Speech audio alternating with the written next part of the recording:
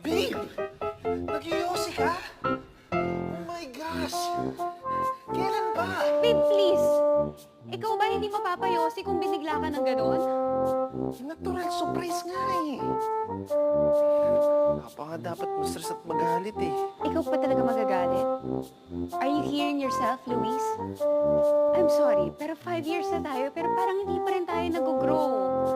Lagi lang tayo nandito sa condo mo. Kakain tayo, tapos yun na. Masama doon. Eh, lagi na lang yun yung ginagawa natin eh. Napaka-predictable mo, Luis. Hindi rin nakakatulong na hindi mo man ang pinaparamdam sa akin na gusto mo ko. Na mahal mo ko. Pangit ba ako? No! Mataba ba ako? Of course not! Pading ka ba? Hindi! Eh, bakit naman ganyan?